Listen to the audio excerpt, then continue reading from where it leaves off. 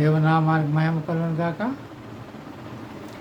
ప్రియ దైవ జనాంగమా, మీ అందరికీ ప్రభు పేరిట నా హృదయపూర్వక కృతజ్ఞతలు చెప్పుకుంటున్నాను. దేవుని వాక్యాన్ని ధ్యానించుకున్నాం. దానికంటే ముందుగా ఒక ఆత్మీయ గీతం పాడుకున్నాం. దానికంటే ముందుగా చిన్న ప్రార్థన చేసుకున్నాం.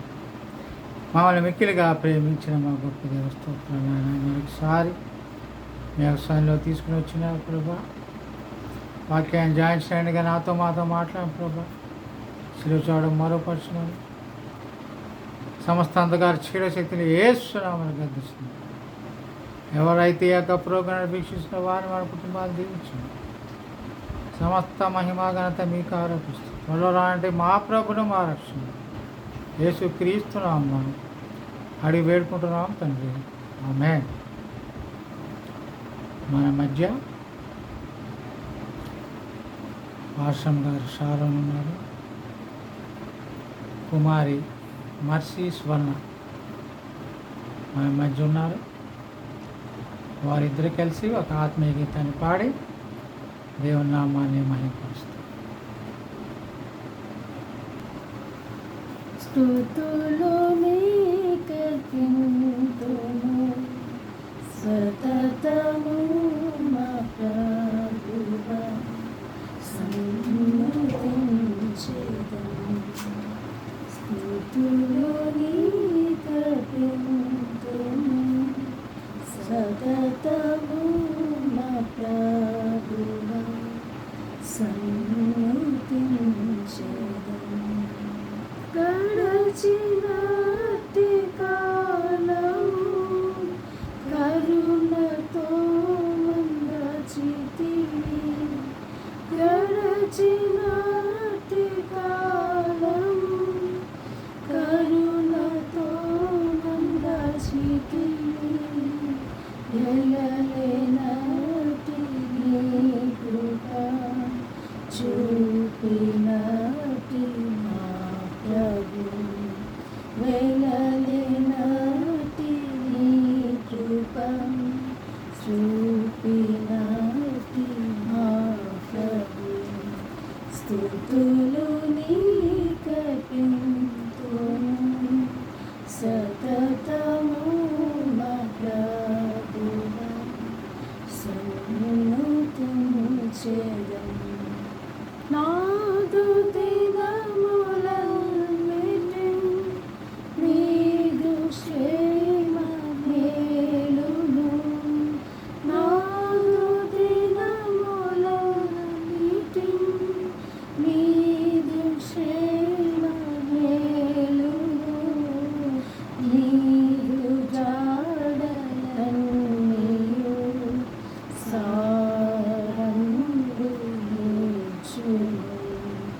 నీదు జాడలన్నీయు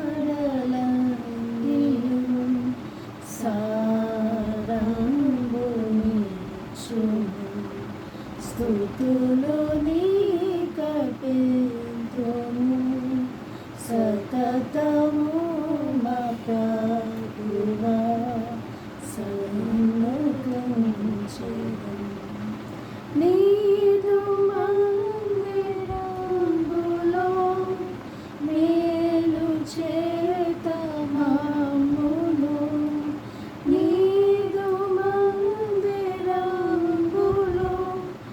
మేలు చేత మమ్మును తృప్తిపరచిన ప్రభు, స్తుతులు నీకే చెల్లును. తృప్తిపరచిన ప్రభు, స్తుతులు నీకే చెల్లును. స్తుతులు నీకెత్తింతుము సతతము మా ప్రభువా, సన్నుతించెదము. నీదు నామ ఘనతను, నీదు ప్రేమ పనులను, నీదు నామ ఘనతను, నీదు ప్రేమ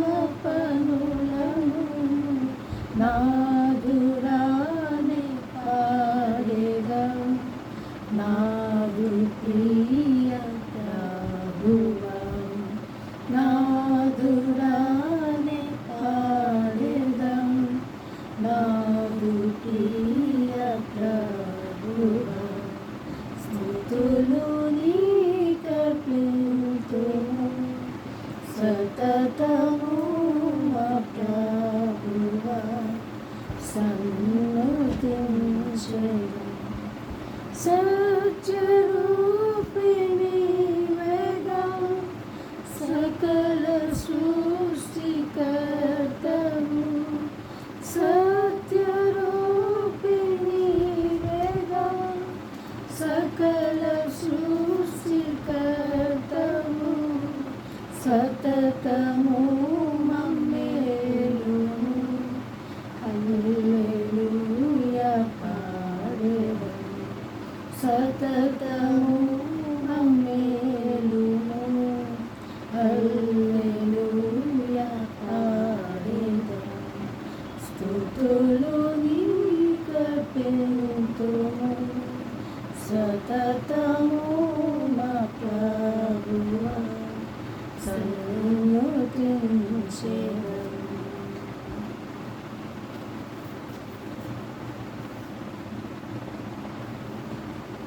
చక్కటి ఆత్మీయ గీతము పాడి దేవుని నామాన్ని మహిమపరిచినటువంటి పార్శ్వమ్మ గారికి మోసీకి కృతజ్ఞతలు చెప్పుకుంటున్నాను.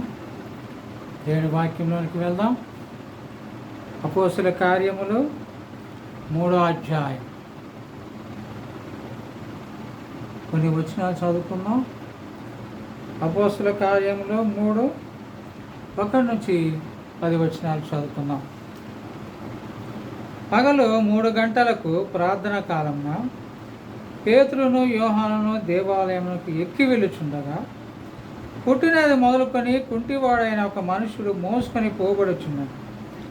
వాడు దేవాలయంలోనికి వెళ్ళువారని భిక్షమొరట కొందరు ప్రతిదినం వాని శృంగారమున దేవాలయపు ద్వారం వద్ద ఉంచుచూ వచ్చింది. పేతురును యోహానును దేవాలయంలో ప్రవేశింపబోనప్పుడు వాడు చూచి భిక్షమడుగా పేతురును యోహాను వాని తేరి చూచి మా తట్టు చూడుమని.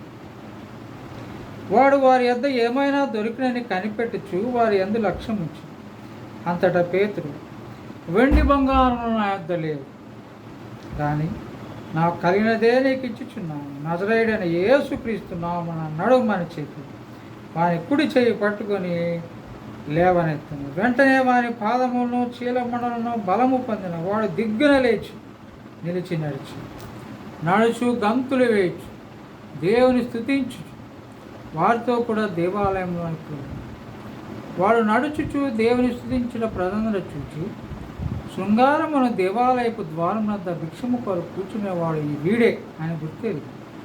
వానికి జరిగిన దాన్ని చూసి విస్మయంతో నుండి పరవశులై. మరి ఇక్కడ మనం చూసినట్లయితే పేతురు యోహాను మరి ప్రభువారు ఆరోహణమై పరమునకు వెళ్ళి తండ్రి కుడిపాసన కూర్చున్న తర్వాత శిష్యులందరూ కూడా ప్రభు లేకుండానే సేవ చేయటం మొదలుపెట్టినారు. మరి వారు చేపలు పట్టాలనుకున్నారు, పేతురు చేపలు పట్టాలనుకున్నారు. అయితే ప్రభు మీరు చేపలు పట్టడం కాదు, దేవుని సేవ చేయాలని మరి వారిని హెచ్చరించి మరి దేవుని సేవ పంపినట్లు చూస్తున్నాం. కాబట్టి ఇక్కడ మరి పేతురు యోహాను ఒక స్వస్థత కార్యము చేయటం చూస్తాం. శృంగారం అను దేవాలయపు ద్వారం దగ్గర మరి ఒక కుంటివాడు వారి యొక్క బంధువులు ప్రతి దినం కూడా మరి అతన్ని భిక్షమడటానికి అక్కడ కూర్చోబెడుతున్నారు. అయితే మరి పేతురు యోహాను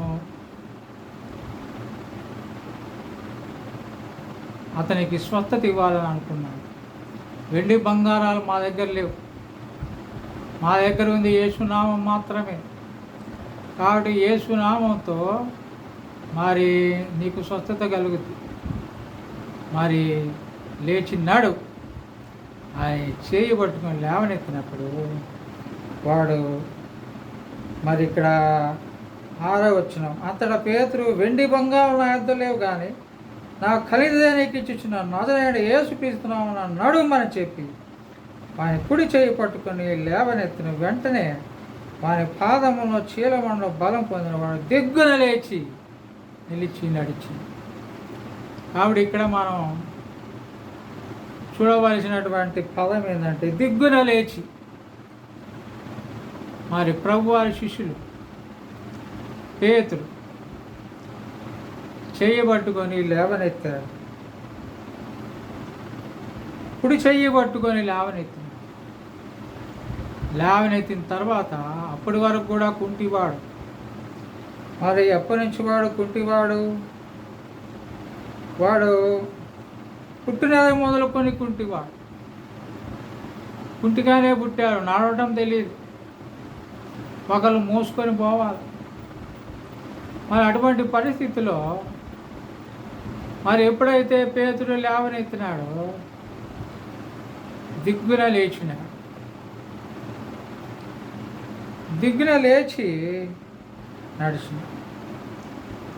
మరి ప్రభువారు కూడా ఈ లోకంలో అనేక మందిని స్వస్థపరిచినప్పుడు వారికి స్వస్థత వెంటనే కలిగింది. మరి శతాధిపతి దాసుని చూసినట్లయితే అక్కడ ఏమని రాయబడిందంటే ఆ గడియలోనే అతడు స్వస్థత పొందడం అని. ఆ గడియలోనే. ఇక్కడేమో దిగ్గున లేచి. మరి పేతురు అత్త నీ ప్రభువారు స్వస్థపరిచినప్పుడు మరి వెంటనే ఆమె లేచి వారికి ఉపచారము చేయసాగి. జ్వరం పోయింది, స్వస్థత వచ్చింది, ఉపచారం చేస్తుంది. మరి 12 సంవత్సరం రక్తస్రావ రోగంతో బాధపడే ఆ స్త్రీ కూడా నీ విశ్వాసం నేను స్వస్థపరిచాను అని ప్రభువారు చెప్పింది. అంటే అప్పుడే స్వస్థత వచ్చేసింది. మరి అదేవిధంగా ఒక తల్లి ఆమె కుమార్తెకి దయ్యం పట్టిందని వచ్చి ప్రభువాని అడిగినప్పుడు మరి ఆ దయ్యం ఎప్పుడు వదిలిపోయింది అని ఆమె తెలుసుకుంటే ఆ గడియలోనే ఆమెకి దయ్యము వదిలిపోయింది. మరి అదేవిధంగా అనేక మంది రోగుల్ని ప్రభువారి వస్త్రాలు ముట్టుకుంటామని పర్మిషన్ అడిగి ముట్టుకున్నారు. రోగస్తులందరూ కూడా ముట్టుకున్నప్పుడు మరి వారందరికి కూడా స్వస్థత జరిగింది. మరి అదేవిధంగా 10 మంది కుష్ఠరోగులు, మరి అందులో ఒకనికి అందరికీ స్వస్థత వచ్చింది. వారు యాజకుని కలుసుకోవడానికి వెళ్ళేటప్పుడే దారిలోనే వారికి స్వస్థత అనేది కలిగింది. అంటే వెంటనే స్వస్థత కలిగింది. అయితే ఒక్కడు మాత్రమే వెనక్కి వచ్చి మరి ప్రభువుకి కృతజ్ఞతాస్తుతులు చెల్లించినాడు.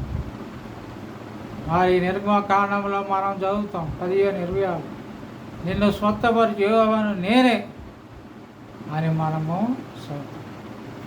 కాబట్టి ఇక్కడ మరి నయమాను సంగతి కనుక మనం చూసుకున్నట్లయితే ఆయన్ని 7 సార్లు మూలకమని ఎలీషా ప్రవక్త చెప్తాడు.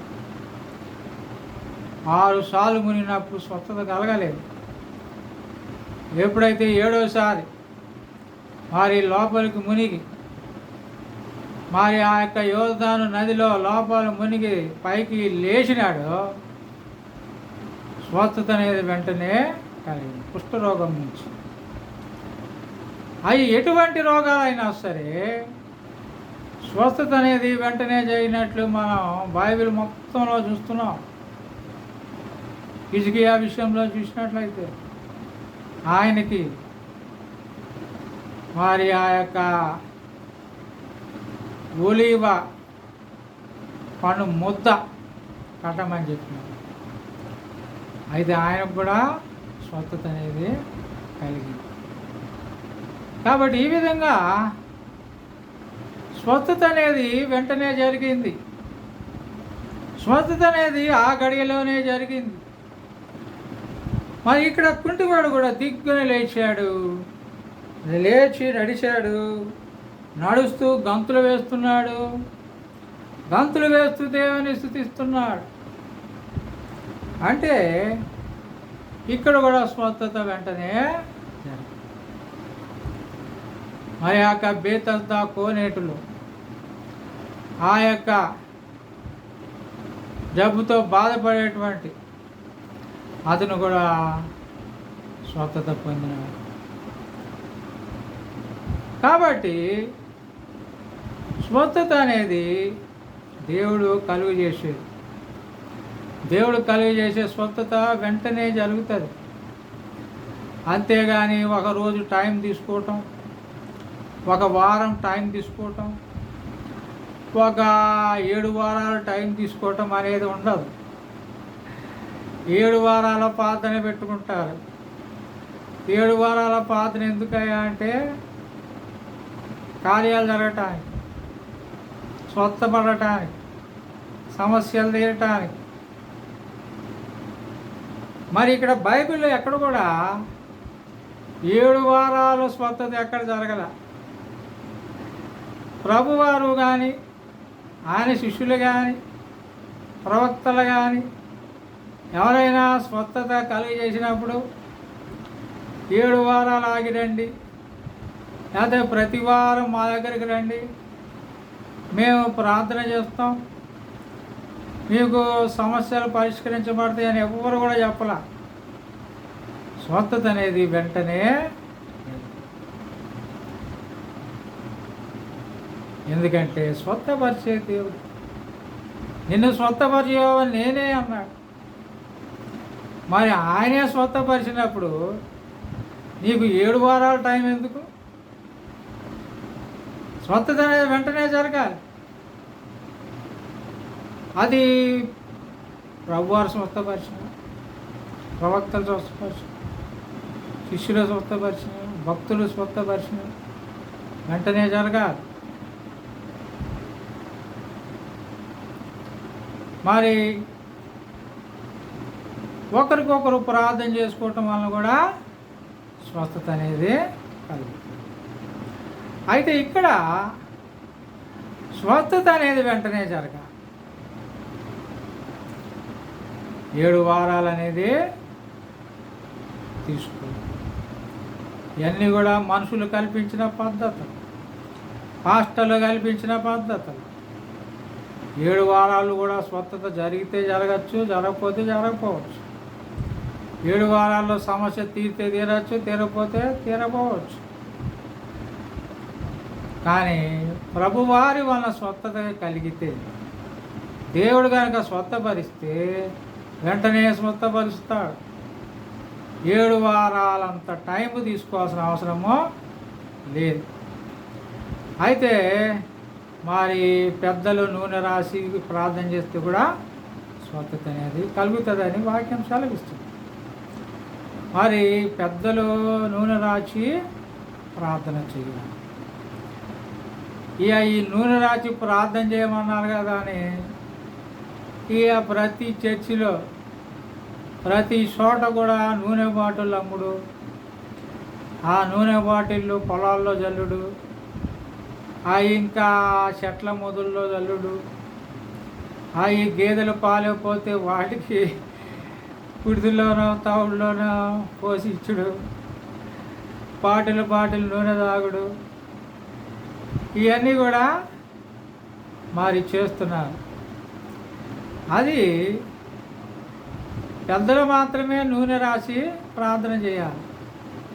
అది షాపులో కొనుక్కొని ఎవడు పడితే వాడు అమ్మితే తెచ్చుకొని మరి వాడు స్వస్థత అనేది చేస్తే అది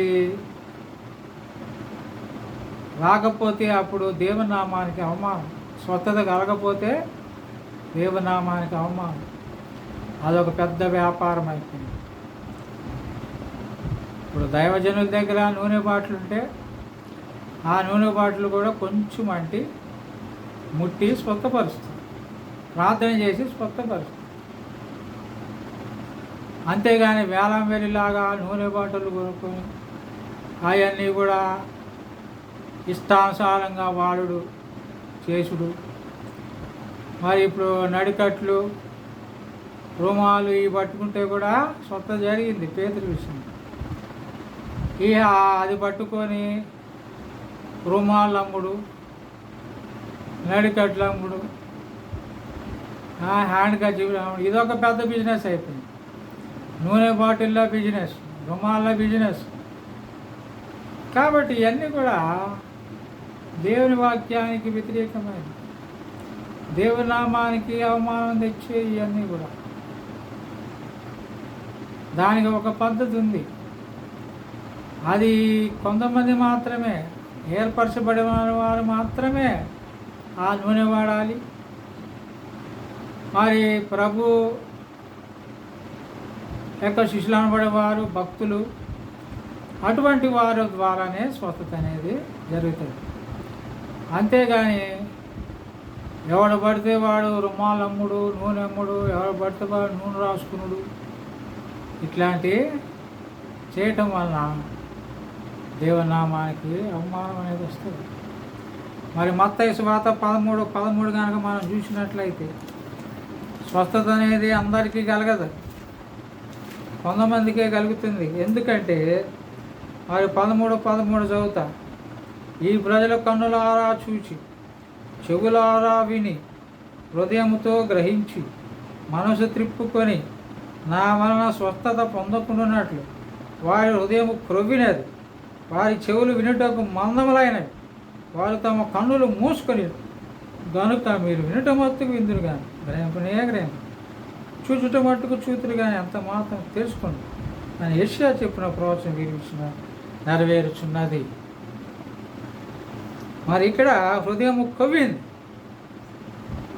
కొవ్వినటువంటి హృదయం గలవారికి స్వస్థత అనేది రాదు. స్వస్థతకు ముందు అయ్యా ప్రార్థన చేయండి అని, స్వస్థపడిన తర్వాత మీ దేవుడు కాదు నన్ను స్వస్థపరిచింది, మాకు చాలామంది చెప్తున్నారు, వాళ్ళు నాకు స్వస్థత కలుగజేసినారు అని చెప్తే దానివల్ల ఏమవుతుందంటే దేవుని యొక్క ఉగ్రత వారి మీదకి తెచ్చుకుంటుంది. మరలా స్వస్థత తిరగబడేదిగా ఉంటుంది, తగ్గిపోయిన జబ్బు మరలా వస్తుంది. ఇక్కడ క్లియర్గా నిన్ను స్వస్థపరచు యోవాను నేనే అని రాసిన తర్వాత కూడా నాకు స్వస్థత మీ దేవుడి వలన కలగల, నాకు యేసు వలన కలగల అని నువ్వు నోటితో చెప్పినప్పుడు ఇక్కడ వాక్యాన్ని అబద్ధంగా మారుస్తున్నావు.